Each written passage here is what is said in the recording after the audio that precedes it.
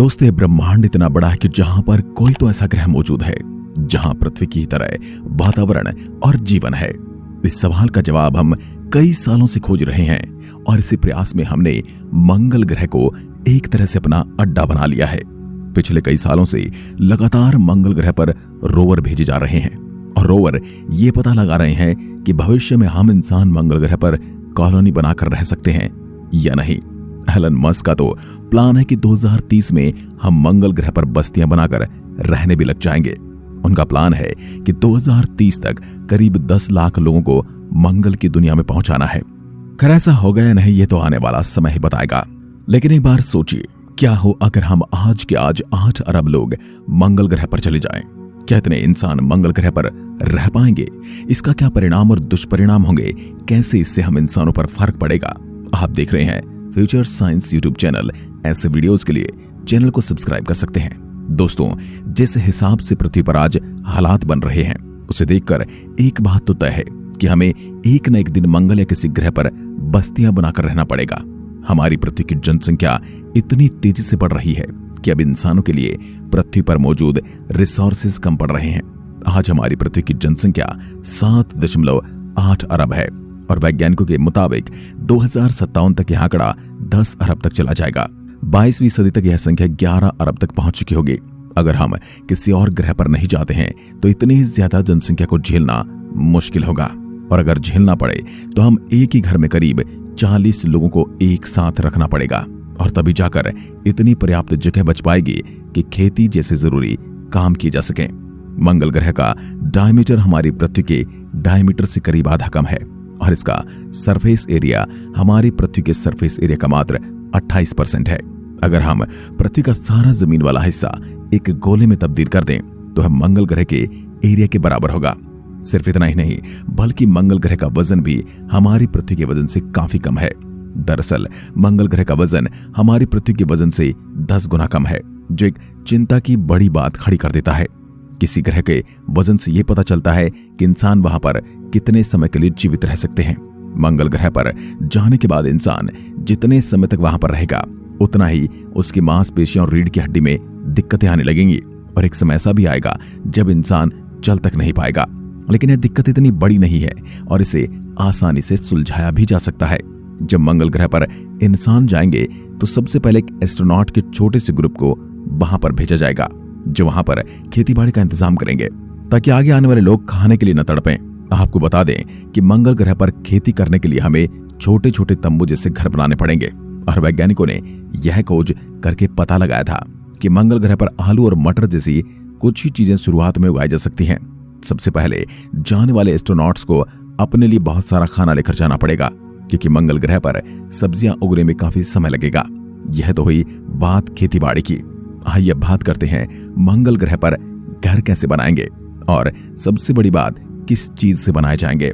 पृथ्वी पर ईंट से घर बनाए जाते हैं जो मिट्टी को पकने के बाद मिलते हैं, लेकिन मंगल ग्रह पर ऐसा करना बहुत ज्यादा महंगा होगा क्योंकि यहां से वहां पर मिट्टी ले जाना और फिर उसे पकाना काफी ज्यादा मुश्किल होगा। इस दुविधा का समाधान निकालते हुए वैज्ञानिकों ने 3D प्रिंटर जैसी टेक्नोलॉजी को इस्तेमाल में लेने की बात की है।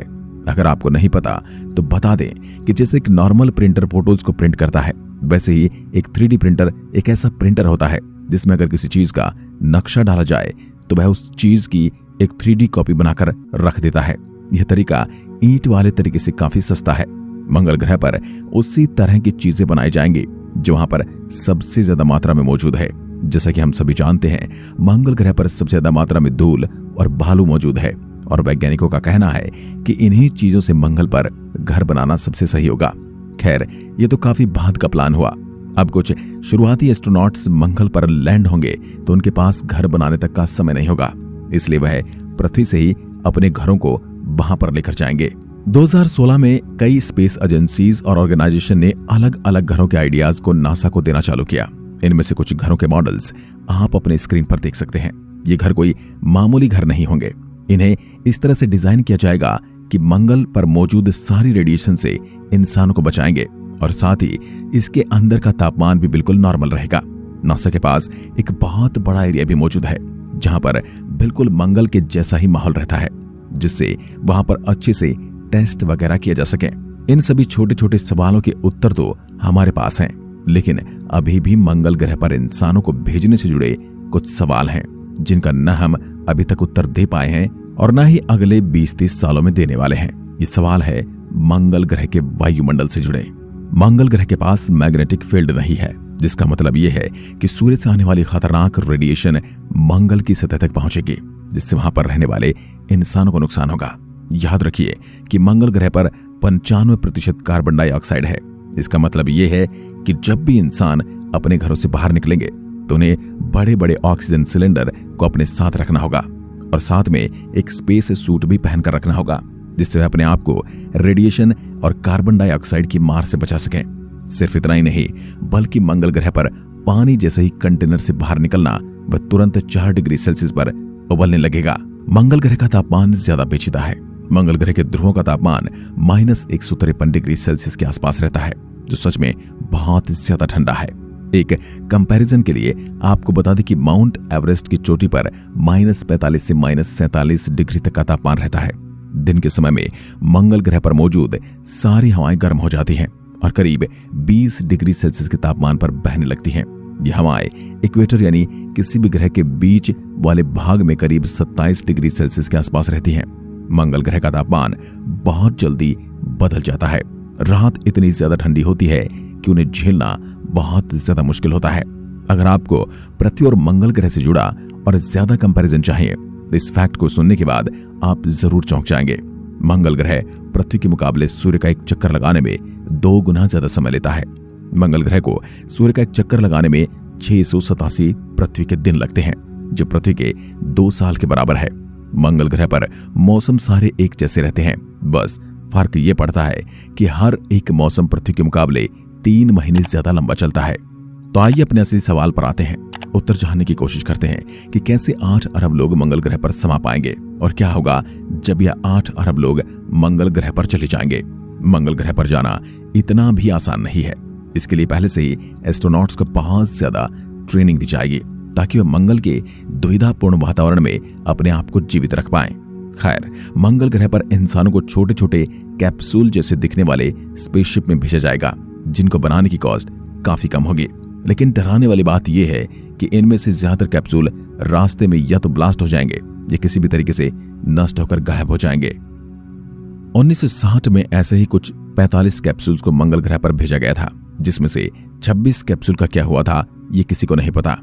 खैर, अगर हम मान भी ले कि 8 अरब लोग मंगल ग्रह पर पहुंच जाते हैं तो उसके बाद भी मंगल का एरिया इतना ज्यादा बड़ा नहीं है कितने सारे इंसानों को वह झेल पाए। इस दुविधा का भी उत्तर बताते हुए वैज्ञानिकों ने कहा कि जरूरी नहीं है कि हम मंगल ग्रह की सतह पर ही रहें। हम मंगल ग्रह पर अंडरग्राउंड बस्तियां भी बना सकते हैं, यानी ऊपरी सतह से नीचे एक पूरा का पूरा शहर, एक पूरा का पूरा देश। ये सुनने में भले ही थोड़ा अजीब लगता है, लेकिन यह आसानी से किया जा सकता है। बस इसके लिए हमारे पास कुछ आधुनिक तकनीक का होना बहुत जरूरी है।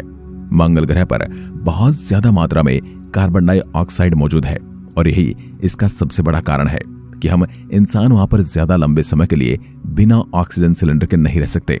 इसको भी आसानी से सुलझाया जा सकता है और वह तरीका है फाइटोप्लैंक्टन नाम के कुछ जीवों को मंगल ग्रह पर भेजने का, जो कार्बन डाइऑक्साइड को अपने खाने के रूप में इस्तेमाल करके उसे ऑक्सीजन में बदल देते हैं। एलन मस्क भी कुछ ऐसा ही आइडिया दुनिया के सामने शेयर किया था जब उनसे पूछा गया था कि वह आखिर मंगल ग्रह पर लोगों को इतनी जल्दी कैसे बसा देंगे। खैर, 8 अरब लोगों का मंगल ग्रह पर रहना इतना भी आसान नहीं है जितना हम सोच रहे हैं। इतना सब कुछ होने के बाद ही मंगल ग्रह पर जाने की कोशिश को नहीं छोड़ सकते, क्योंकि यह पूरी की पूरी इंसानियत को बचाने का सवाल है। एक ना एक दिन ऐसा जरूर आएगा जब पृथ्वी पूरी तरह से इंसानों से भर चुकी होगी, और अगर तब तक हमने अपने लिए किसी दूसरे ग्रह पर बस्तियां नहीं बसाई होंगी तो यह हमारे लिए बहुत दुविधा की बात हो जाएगी। उस समय तो इंसानों को जानबूझकर मारकर खत्म करना पड़ेगा या फिर कोई बहुत ही बड़ा आधुनिक तकनीक का इस्तेमाल करना पड़ेगा। इन सब परेशानियों से बचने के लिए ही आज की स्पेस एजेंसी इतनी तेजी से दूसरे ग्रह पर कब्जा करने के लिए दौड़ में लगी हुई है।